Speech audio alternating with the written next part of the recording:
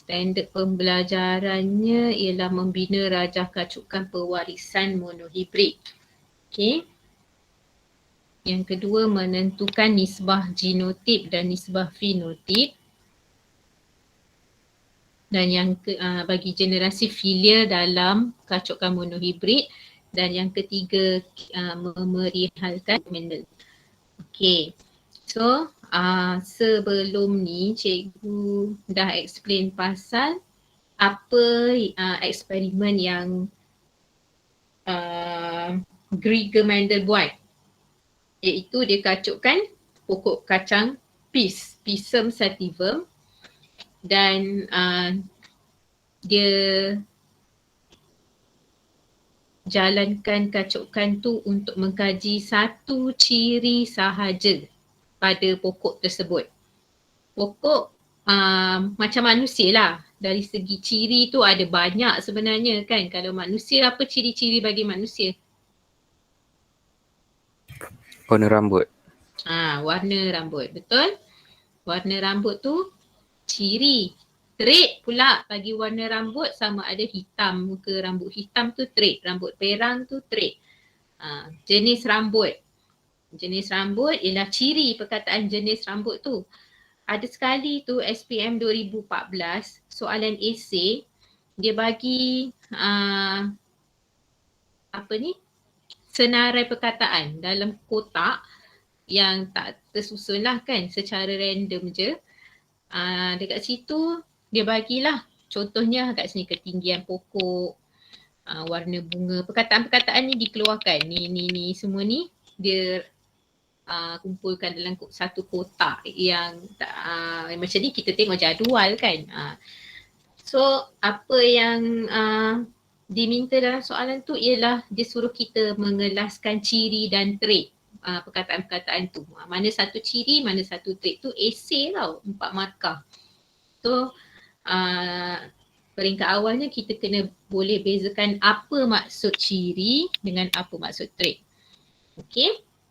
Kemudian Mendel buat kacukan tu, dia cuma perhatikan pada satu ciri sahaja. Contohnya ketinggian pokok ni sahaja dia kaji. Pokok tu adalah juga keluar warna bunga dia, adalah juga biji benih dia, tapi dia tak pandang lah benda-benda tu, dia tak mau kaji. Dia cuma kaji tentang ketinggian dulu. Tapi bila dia buat kajian tentang ketinggian, dia dapat satu nisbah yang dia, sebab benda tu dia buat repeat kan, berulang-ulang kali, beribu kali untuk ketinggian saja. Lepas tu dia dapat satu kesimpulan dalam bentuk nisbah. Nisbah antara trait dominan dengan trait resesif ni dia dapat 3 nisbah 1. Okey. Lepas tu dia buatlah pula kajian untuk warna bunga. Berulang-ulang kali. Dan dia dapat juga kesimpulan yang sama. Trait dominan kepada trait resesif yang keluar pada anak-anak pokok yang kacukan yang dijalankan tu pun 3 nisbah 1 juga. Okay. So dia cuba pada 7 ciri yang lain yang terdapat pada pokok tersebut. Jadi apa yang Mendel buat tu iaitu mengkaji satu ciri dalam setiap eksperimen dia tu, dia panggil kacukan monohibrid. Ya, kacukan monohibrid iaitu dia mengkaji satu ciri. Okay, so yang minggu lepas tu dari segi cerita lah kan, yang cikgu dah explain. Kemudian perkataan-perkataan ni, istilah-istilah ni. Lepas tu yang hari ni kita nak tengok dari segi teknikal ni, macam mana pengiraan tu dibuat. Okay, macam mana pembuktian tu. Lepas tu kita boleh apply pula benda tu dekat ciri-ciri yang lain. Boleh apply pada manusia, boleh pada haiwan dan juga tumbuhan, macam tu. Okay, so next ialah tentang rajah kacukan pewarisan monohibrid ni. Apa dia rajah kacukan? Ini ialah rajah kacukan. Sampailah ke bawah ni. Ini kita panggil nama rajah kacukan. soalan boleh keluar dalam esei contohnya lukiskan satu gambar rajah kacukan. Gambar rajah kacukan nanti dia bagilah untuk trait apa, ciri apa. Okay, so untuk kita lukis satu gambar rajah kacukan, senarai yang kat tepi ni mesti ada. Okay, ini macam label dia lah. Ni kat tepi-tepi tu penting. Sebab pemarkahan dia akan bagi contohnya P1 nak dapat macam mana. Bracket dia tu, ya Allah kenapa pula ni. Okay, kat sini sampai dekat sini tik P1. Itu cara pemarkahan tu diberi. Tu kita panggil gambar rajah kacukan dan pemarkahan dia. P2 contohnya lah, tapi boleh berubah-ubah.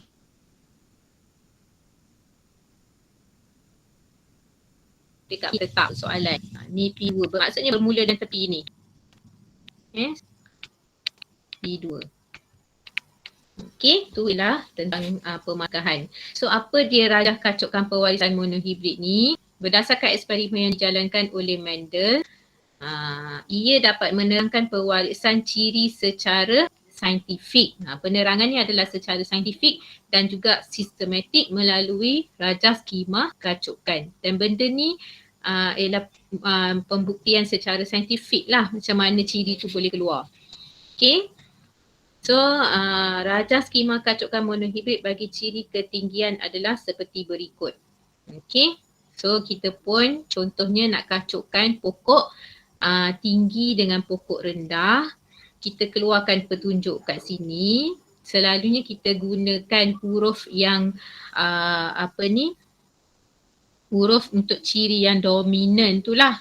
Dia bagi tahu kat sini dominan tu ialah trait tinggi, resesif rendah. So tinggi T lah kan, T kita ambil T besar. Yang resesif tu kita kena bagi tulis simbol dia sebagai T kecil. Tak boleh lah huruf R pula. Okay, kena huruf yang sama tapi yang dominan huruf besar, yang resesif huruf kecil. Okay, so pokok yang Mendel kacukkan ialah pokok tinggi. Dengar tak? Dengar cikgu. Dengar cikgu. Dengar cikgu. Sorry ya. Okay, pokok tinggi baka tulen. Ini apa yang Mendel buat first time. Okay.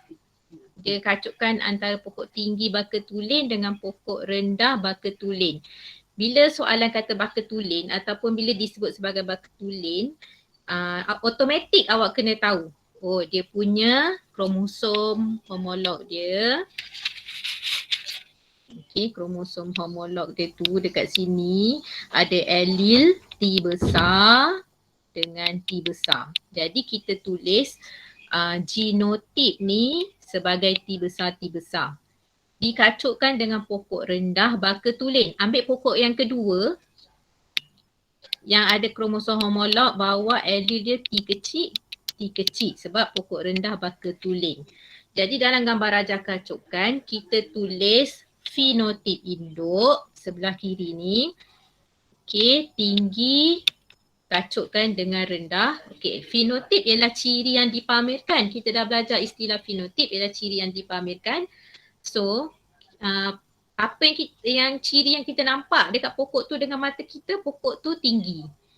Dikacukkan dengan pokok yang rendah, kita jumpa pokok rendah dan kita tahu tu ialah hasil kacukkan pokok rendah dengan pokok rendah juga sebelum ni, maka maka pokok tu sendiri adalah baka tulen. Okay, so pokok tinggi dikacukkan pokok rendah. Okay, so dapatlah fenotip tinggi rendah, genotip induk T besar kacukkan dengan T kecil kat sini. Okay, kemudian yang seterusnya bila kita ada kacukkan, kita kahwinkan dia, maksudnya dia akan bergabung genetik tu kan. So sebelum tu dia akan hasilkan gamet dulu dalam proses meiosis. Ni. So proses meiosis ni kita dah belajar masa tingkatan 4, dia akan pisahkan kromosom homolog ni kepada ke dalam 2 atau 4 sel anak yang berbeza kan. Jadi kromosom homolog akan berpisah. Maksudnya setiap satu gamet akan bawa satu T sahaja. Sama ada T besar dengan T besar ni. Jadi oleh kerana semuanya adalah baka tulen, semua bawa T besar, maka kita turunkan dia satu kat sini. Kita boleh juga tulis dalam bentuk yang lain. Sebenarnya contohnya kita boleh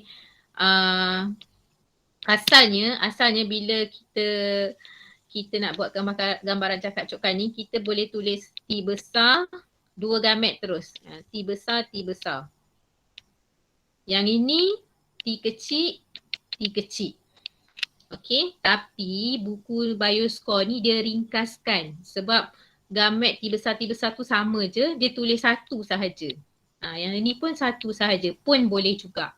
Nak tulis 2, pisahkan gamet tu boleh, nak tulis satu pun boleh. Okey, so proses tu adalah proses meiosis. Proses di mana allele dalam kromosom tu dipisahkan.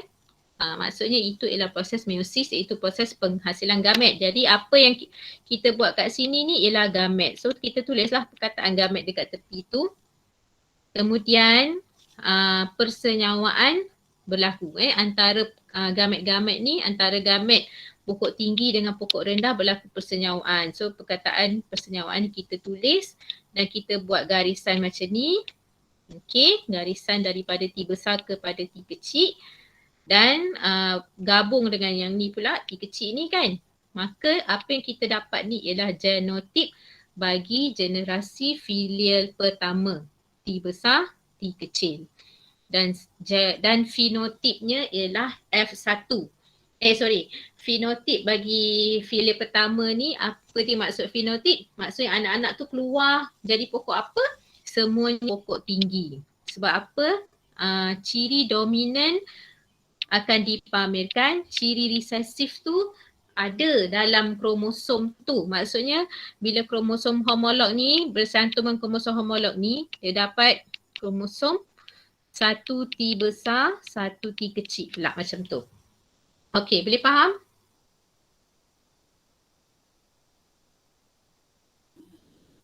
Boleh. Boleh. Okey, macam tu So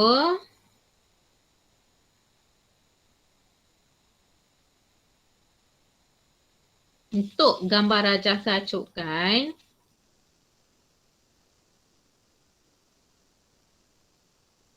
gambar rajah keacukan macam awak dapat yang dalam buku bioscore tu dia dah semua dah tertulis kat situ kan, tapi asalnya kita yang kena bina sendiri. Gambar rajah keacukan ni. So lagi sekali, mula daripada yang kosong tu kita nak draw gambar rajah keacukan.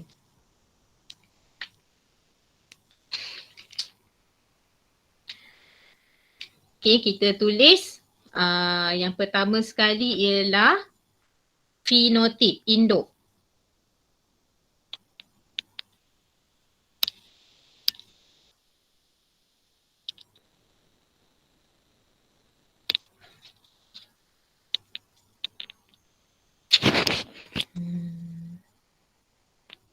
Fenotip dulu. Ini dah diberi dalam soalan. Fenotip induk, jangan tulis genotip dulu tau. Sebab nanti bila kita nak buat silang tu tak nampak. Dia akan terlanggar lah.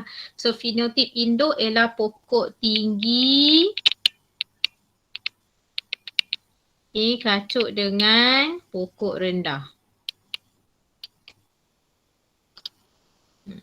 So ini yang kena tulis kat tepi ni. Kemudian genotip pula.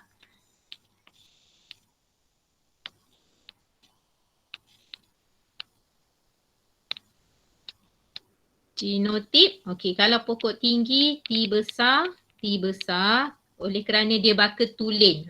Dekat sini yang kita kena faham.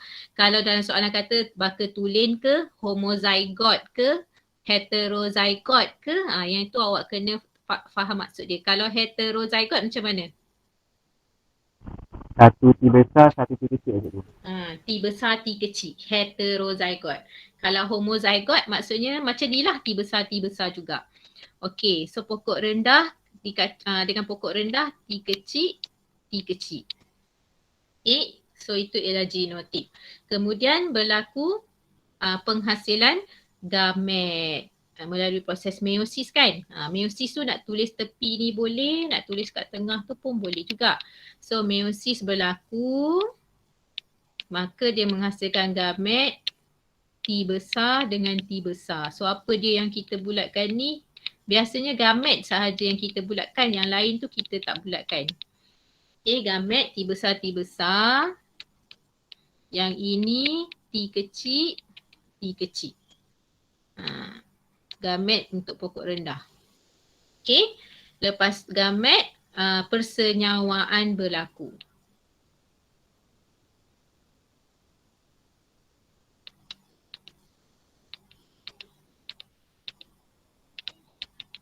Okey, persenyawaan ni maksudnya kita cantumkan gamet ni dengan gamet ni nombor 1.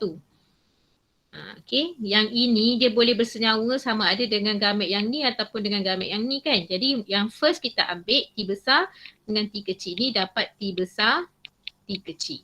Yang ni pula lagi sekali yang sama, kalau dia bersenyawa dengan ni pula dapat apa? T besar, T kecil juga. Okey.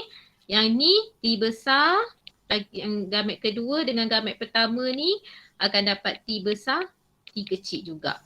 Kalau gamet yang ni pula sekali lagi dengan gamet yang ni dapat T besar, T kecil juga. Maksudnya garis-garis yang kita silangkan ni kena buat betul-betul lah. So, pastikan bucu dia tu kena dekat yang ni. Janganlah macam awak suka-suka je kan. Tapi kat tengah-tengah ni. Kan ni kat tempat lain, ni kat tempat lain. Itu salah lah. Dia kena bucu tu, setiap bucu tu menunjukkan genotipnya. So ini ialah genotip anak dia. Ni anak dia kan? Anak dia ialah genotip F1. Okey. Dan setiap genotip ni membawa makna kan? Makna T besar T kecil ni apa? Fenotip dia apa? Makna tu maksud cikgu fenotip lah. Apa ciri yang ditunjukkan? So ini ialah ciri tinggi. Sebenarnya semua pun ciri tinggi juga kan? Okey. Tinggi tapi kali ni bukan baka tulen dah. Tinggi heterozygote. Okey. So ini yang adalah eksperimen yang Mendel jalankan dan hasil daripada eksperimen ni dia dapat semua anak pokok dia adalah tinggi. Kemudian Mendel ni teruskan lagi eksperimen dia ikut yang cikgu dah cerita last week. Okay, yang last week tu dia teruskan dengan kacukan sesama sendiri antara anak-anak ni pula. Iaitu dia kacukan antara pokok tinggi yang heterozygote ni dengan pokok tinggi heterozygote. Bukan dia ambil pokok lain masuk dalam ni. Tak. Dia sesama pokok sendiri. Bila sesama pokok sendiri, dia panggil kacukan sesama sendirilah. Kacukan tu mendapatkan generasi F2. Okey, kat generasi F1 dijalankan yang seterusnya. So pokok tinggi, okey, kali ni bukan baka tulen, T besar T kecil, dikacukkan dengan pokok tinggi juga T besar T kecil. Okey, so proses meiosis berlaku dan didapati gamet yang keluarkan daripada situ ialah T besar 1, T kecil 1. Nampak tak buku bioscore ni baru tulis pecah ni kepada 2. Sebab dah berbeza kat sini dengan kat sini, terpaksalah dia pisahkan. Kalau yang atas ni tadi, dia anggap benda tu sama semua. Okay. So, kali ni dia asingkan. So yang pertama, bila allele ni dia terpisah dan allele pada kromosom homolog tu terpisah semasa penghasilan gamet dalam proses meiosis, ditulis sebagai T besar T kecil. Okay. Kemudian persenyawaan berlaku. Garis-garis persenyawaan contohnya kalau T besar yang ni dia kacuk, dia apa bersenyawa dengan gamet yang ni, dia akan dapat anak dia genotip F2 dia T besar. Tapi awak kena faham macam ni. Ada kan gamet yang dihasilkan tu banyak. So ini bukanlah maksudnya anak pertama dia, anak kedua dia, anak ketiga dia, anak keempat dia. Takkan ada 4 orang anak aje macam tu kan. Ini bukan bilangan anak, tapi ini adalah apa? Siapa tahu? Agak-agak awak apa benda tu? Kebarangkalian cikgu. Kebarangkalian. Kebarangkalian yang akan anak tu apa dapat, macam kalau kita kan mak dengan ayah kita orang Melayu, takkan ada kebarangkalian keluar anak Mak Saleh pula. Dia kebarangkalian tu kalau untuk ini baru satu ciri je tau. Kalau tengok pokok yang sebenar tu ciri dia ada macam-macam kan. So ini kebarangkalian untuk dapat anak pokok tinggi homozygot dekat sini. Yang ini kalau gamet ni bersenyawa dengan gamet yang ini dapat T besar T kecil heterozygot. Tapi kalau yang ini pula bersenyawa dengan yang ni, dah akan dapat T besar T kecil balik. So kita tak tulis T kecil kat depan, kita tulis T kecil tetap kat belakang. Walaupun kat sini T kecil T besar, tapi masa tulis ni T besar T kecil balik. Okey, kemudian yang ini T kecil dapatlah T kecil. So genotip dia keluar macam tu. Fenotipnya ialah pokok tinggi juga dan pokok rendah. So nisbah fenotip, yang ni fenotip F2 ni menunjukkan yang ni. Genotip F2 tu yang ini. Yang ini sebenarnya kena tambahlah perkataan nisbah. Okay, nisbah fenotip, ada kat bawah ni Nisbah fenotip dia ialah 3 nisbah 1. Okay, ni ialah eksperimen Mendel. Dia buat sampai dapatkan F2. Okay, F2 iaitu 3 nisbah 1.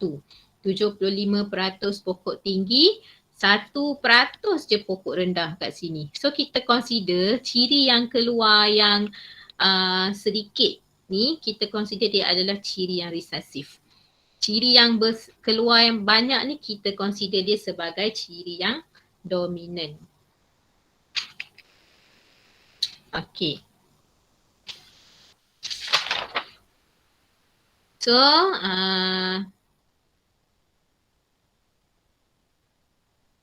apa nak cakap? Okay. Jadi yang seterusnya nisbah dan kebarangkalian genotip dan fenotip anak yang terhasil ni boleh juga diramal dengan menggunakan segi 4 Punnett. Okey. Selain daripada kita buat silang ni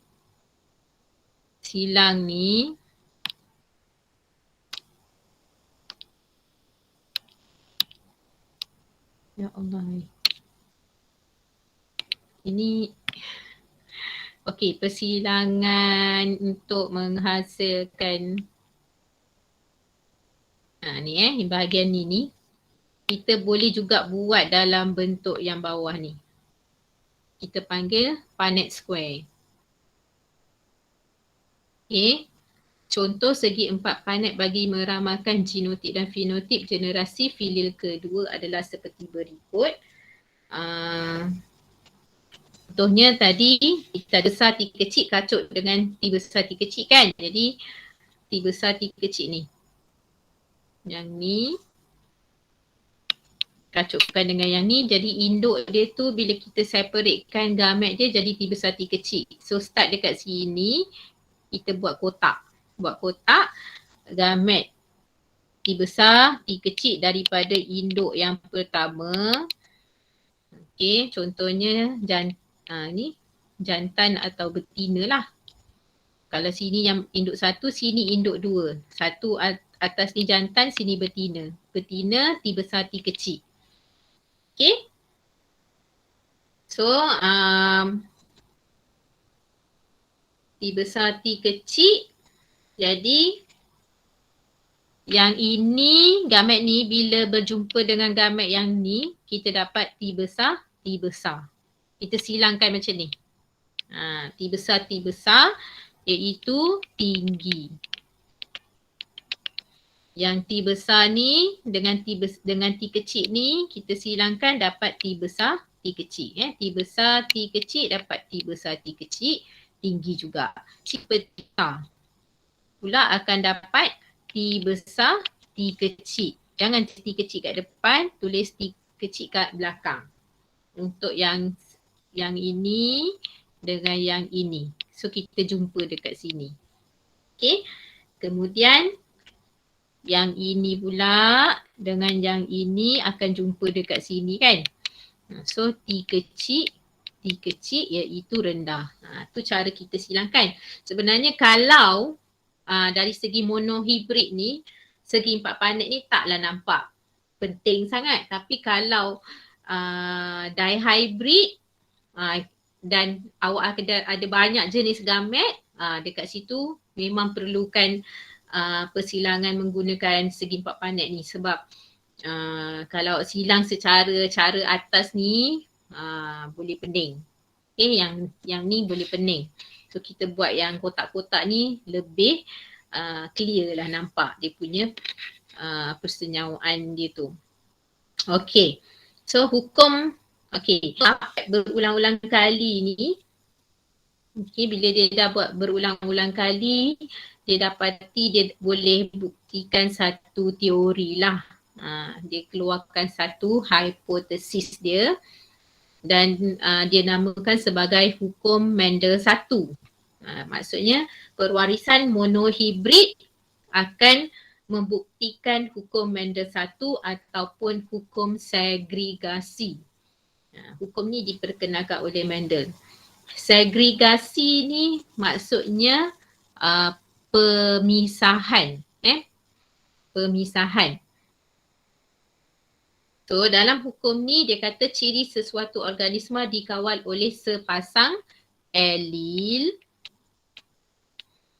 dan hanya satu daripada pasangan allele ini akan diwariskan ke dalam gamet.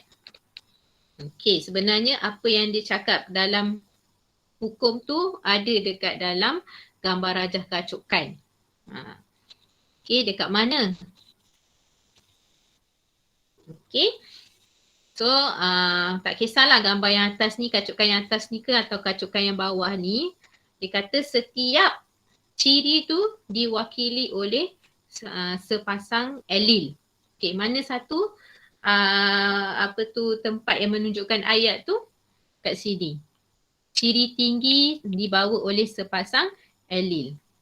Okey, dan setiap allele tu akan berpisah dan masuk dalam gamet yang berbeza. Dan hanya satu daripada pasangan allele ni akan diwariskan ke dalam gamet. Setiap gamet hanya bawa satu allele saja untuk ciri tu lah. Tapi kalau kalau kita tengok ciri-ciri lain semua-semua tu banyak lah. Tapi untuk satu ciri, contoh warna mata hitam dengan brown, B besar B kecil contohnya, dia akan B besar tu akan ada dekat satu gamet, B kecil tu gamet lain pula, macam tu. Okey, tapi kalau warna mata, ketinggian, jenis rambut, tu dah banyak ciri lah kan. Ni untuk satu ciri je, setiap allele tu akan berada dalam satu gamet sahaja. Hanya satu daripada pasangan allele ini akan diwariskan ke dalam gamet. Okey, rumusan daripada eksperimen monohybrid Mendel adalah ciri yang diturunkan daripada induk kepada satu generasi berikutnya ditentukan oleh satu faktor genetik dan ianya dikenali sebagai gen. Masa Mendel dulu dia tak ada perkataan gen ni lagi. So dia gunakan perkataan faktor sahaja. Genetik pun tak ada perkataan genetik ni. Okey. Dia kata ada faktor lah, ada sebab lah, ada benda lah yang boleh menyebabkan kenapa pokok ni keluar Kalau induk dia warna purple, anak dia purple juga. Lepas tu tiba-tiba cucu dapat putih pula. Macam tu lah. Dia kata ada something kat dalam tu. So dia gunakan perkataan faktor atau faktor genetik. Tapi sekarang ni kita dah ada istilah gen lah. Okay, sesuatu trait dikawal oleh sepasang faktor yang kini disebut sebagai allele. Contohnya trait tinggi, kan? Ciri ketinggian, traitnya tinggi, dikawal oleh T besar ataupun T besar, T kecil. Fahamkan ayat tu Okay, dan sepasang allele ini akan terpisah. Ni maksud segregasi tadi. Hukum segregasi kan? Okay. Hukum segregasi, cikgu kata hukum pemisahan. Sebabnya maksud segregasi itu ialah terpisah. Apa yang terpisah? Apa yang terpisah?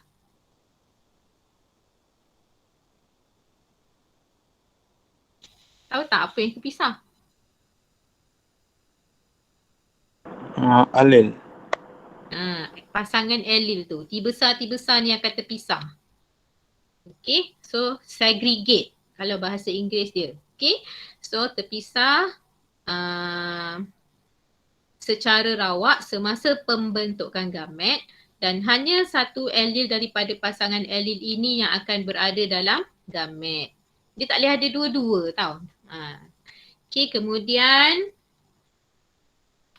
selepas persenyawaan akan berlaku menghasilkan zygote. Okay, yang terhasil semasa persenyawaan akan mempunyai dua allele balik. Kan? Dia bercantum so dapat balik dua allele daripada induk yang satu lagi lah. Iaitu satu allele daripada setiap induk bagi ciri yang tertentu. Okay, persenyawaan adalah secara rawak, maka kombinasi genotip yang homozygote dominan akan menunjukkan trait dominan. Okay, persenyawaan berlaku secara rawak maksudnya yang kita tengok bersilang-silang ni, okay, bukan berlaku semua tapi andaian-andaian dia, kebarangkalian dia. Kalau kita apply dekat manusia kan, persenyawaan melibatkan satu ovum dan satu sperm. Mana satu ovum? Contohnya ni kita boleh anggap ni satu ovum dan satu sperm yang sebelah sini. Hanya berlaku persenyawaan untuk satu ovum dan satu sperm je, tapi dalam banyak-banyak sperm dan ovum tu yang mana yang bersenyawa? Itulah yang kita katakan dia kebarangkalian. Kalau sperm yang ni bersenyawa dengan ovum yang ni dua-dua ni kan, maka dapatlah yang ni. Kalau yang ni dengan yang ni, dapatlah yang ni. Okay. So, ciri yang di dalam gamet tu pun berbeza-beza. Ciri dalam gamet tu berbeza-beza ni. T besar, T kecil, T besar, T kecil kan. Okay. So, so konsep persenyawaan tu memang berlaku secara rawak. Maka kombinasi genotip yang homozygote dominan akan menunjukkan trait dominan. Manakala homozygote resesif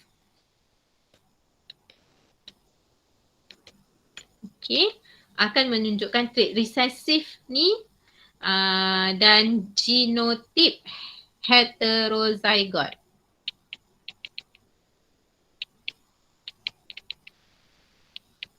Iaitu kombinasi satu allele dominan dan satu allele resesif akan menunjukkan trait dominan. Maksudnya T besar, T kecil ialah kombinasi lah kan. So dia akan bawa ciri yang dominan ni yang akan keluar, iaitu ciri tinggi. So itu ialah contoh ni. Bukan. Itu ialah perwarisan monohibrid. Cuba buat soalan uji minda 4 ni sekejap.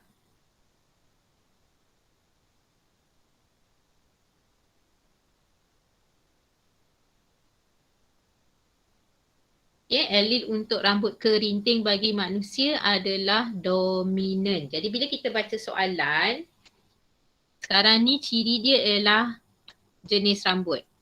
Dan dia bagi tahu kerinting adalah dominan. So apa nak buat? Kita pun tulislah kerinting K besar adalah dominan. Dominannya ialah kerinting. Okay, terhadap allele untuk rambut lurus. Okay, rambut lurus janganlah letak L. Nanti dah jadi dua huruf berbeza, kita letak K kecil. Resesif. Keluarkan maklumat dia supaya senang nak faham.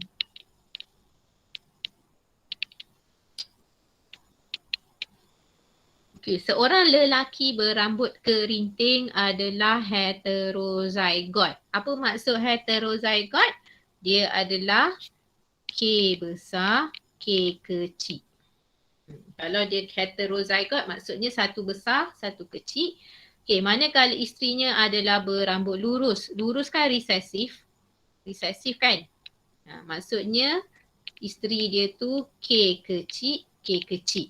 Okey, kalau soalan objektif, tak perlulah kita buat label kat tepi-tepi ni. Macam genotip, fenotip, gamet kan. Tak perlulah sebabnya tak ada pemarkahan. Awak cuma nak tanda kat ABCD je. Kalau soalan struktur dengan esei, wajib ada label kat tepi tu. Okey, sekarang ni cikgu ringkaskan saja K besar, K kecil. Kacuk dengan K kecil, K kecil. Okay, kebarangkalian mendapat anak berambut lurus adalah, so kita pun buatlah gambar rajah kacukkan K besar, K kecil. Yang ini K kecil, K kecil. Allah hai. Serasanya semua benda nak habis bateri ni. Okay. So, kita pun kacukkan K besar dengan K kecil ni. Dapatlah K besar, K kecil. Yang ini dengan yang ni pun K besar, K kecil. Kan? Betul tak? Okay, yang ni pula K kecil dengan K kecil dapat K kecil, K kecil. Okay, last sekali yang ni dengan yang ni. Ya Allah hai. K kecil, K kecil. So, kita akan dapat satu K besar, K kecil. Yang ini K besar, K kecil juga. Okay, dua K besar, K kecil, dua K kecil, K kecil. Betul tak? So, untuk dapat yang rambut lurus ni resesif. Resesif kan maksudnya yang ni lah. Dia jadi 50-50 lah kan, 50-50. Betul tak? Betul cikgu. Betul cikgu. Okay, so ini contoh soalan untuk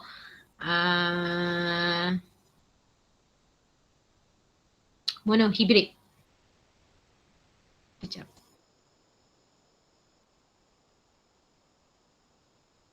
Cikgu try yang ni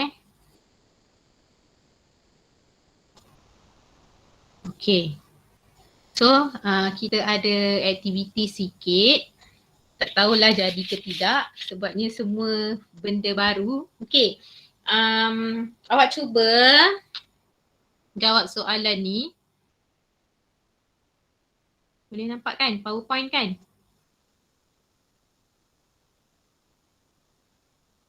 Boleh Ibu.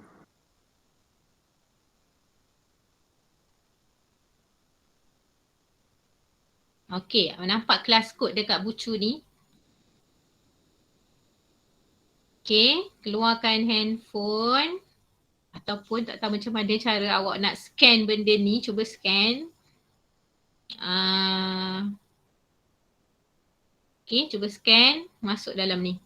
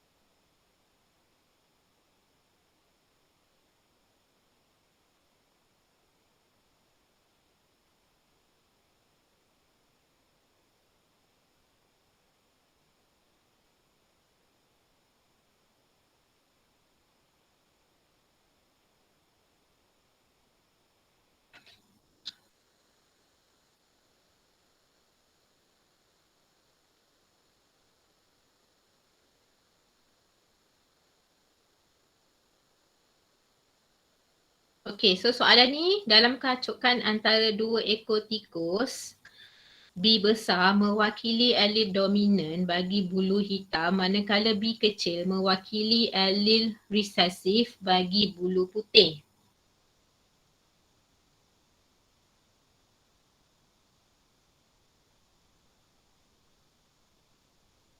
Okey, hasil kacukan ialah 1/4 B besar B besar, 1/2 B besar B kecil, 1/4 B kecil B kecil. Okey, apakah warna bulu dan genotip induknya? Okey, adakah yang masuk lagi?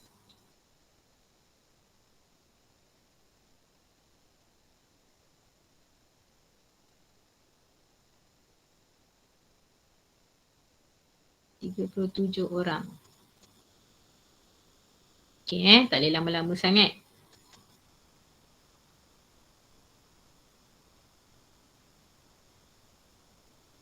Okey, so awak jawablah apakah warna bulu dan genotip induk dia. Tulis warna bulu dan genotip induknya. Mesti ada dua lah sebab dua induk. Okey, dua induk. Kita tulis macam mana?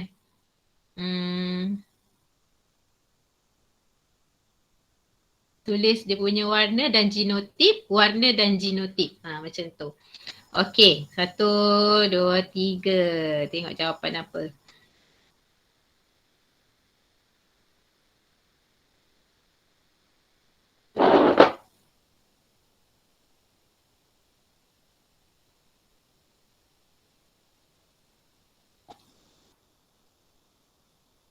Cikgu tak boleh huruf besar. Tak boleh huruf besar. Subhanallah. Kenapa tak boleh? Semua.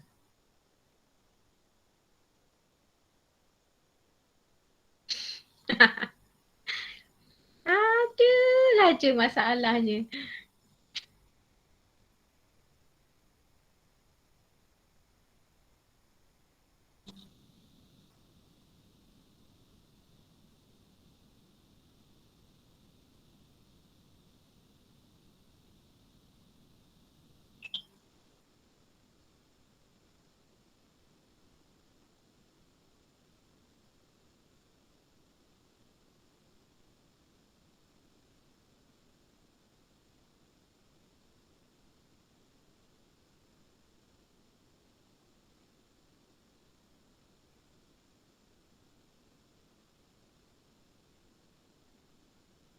Okey, ada lagi banyaknya. 10 orang lagi.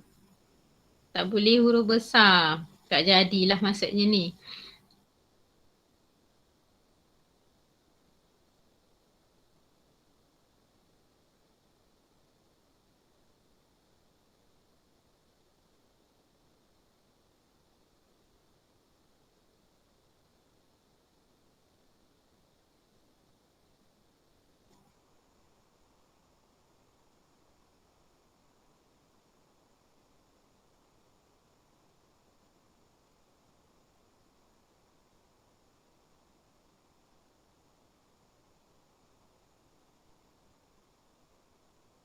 Namanya. Okey.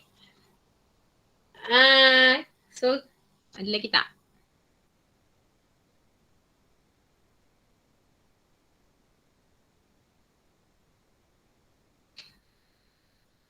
Okay, dah stop dah tu. Okey, so kat sini 14 orang jawab hitam B kecil.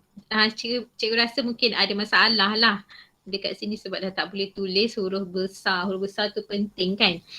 Okey.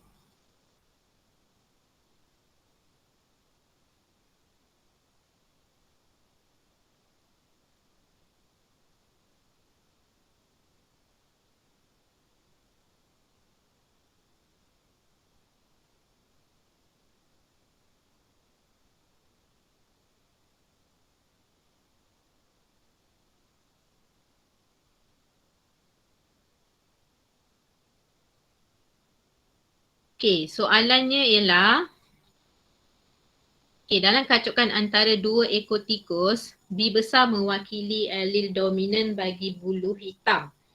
Jadi kita pun keluarkanlah dia punya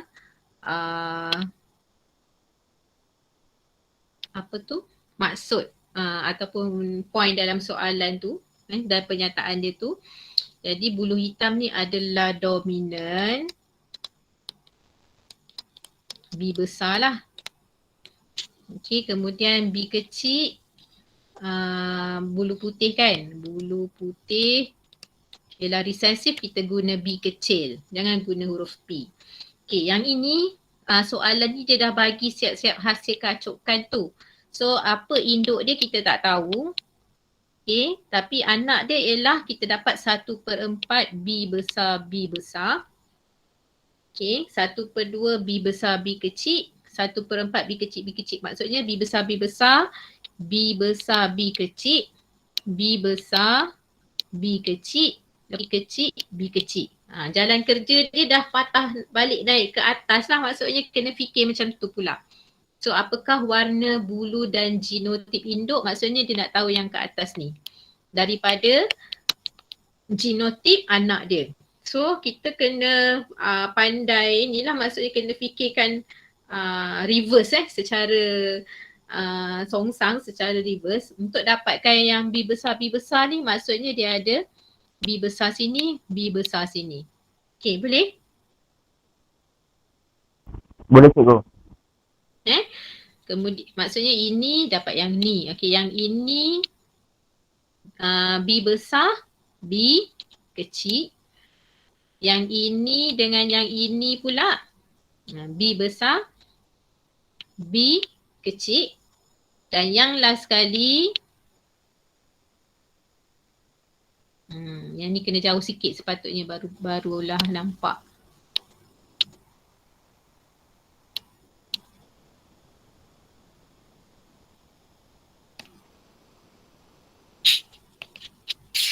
Okay, ni B kecil, ni B kecil kan. So B kecil ni dengan B kecil tu dapat B kecil kat hujung ni. So patutnya jawapan kita lah. Jawapan kita ni kat sini hitam betul.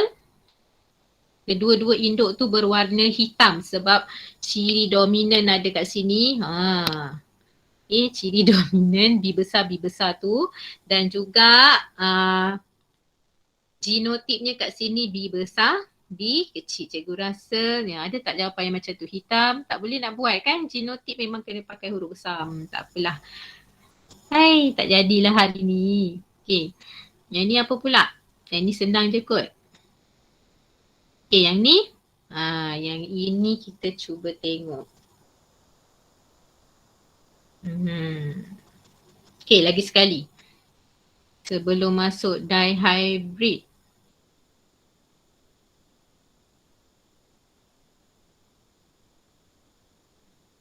Bismillahirrahmanirrahim. Okay, yang ini kelas kod yang ni pula.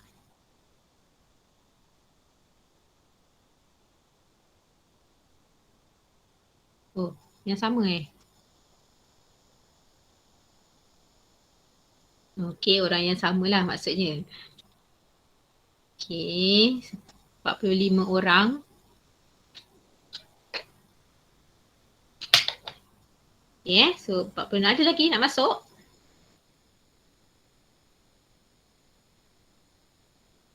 Okay, so okay, cuba jawab soalan ni.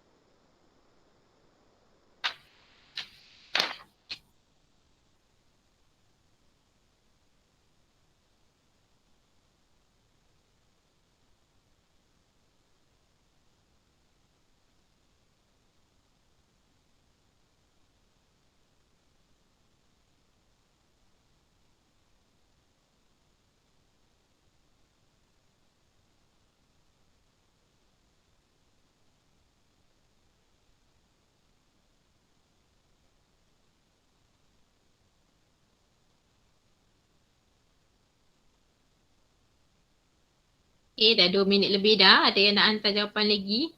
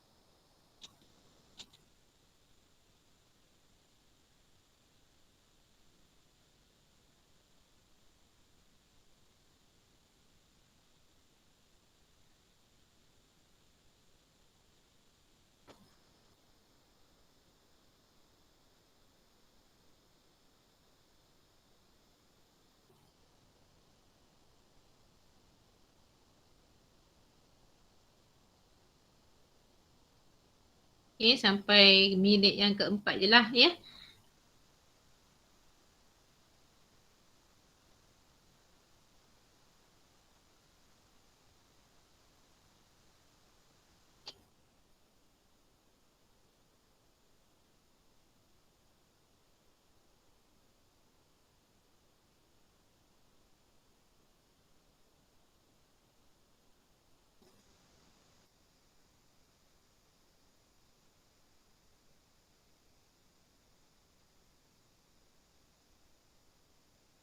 Okay, so kita tengok kat sini.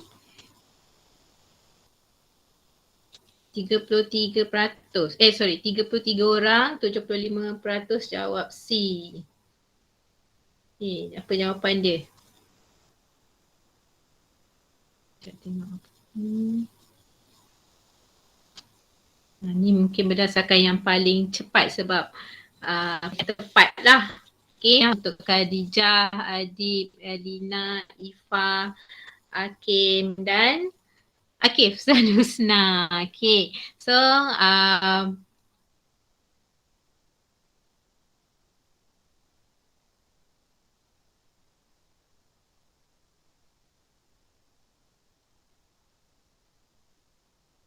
okay. So macam mana kita nak tengok jawapan? Okay, nak tengok jawapan ni. Okay, jadi soalan ni bagi tahu seekor rama-rama bermata merah.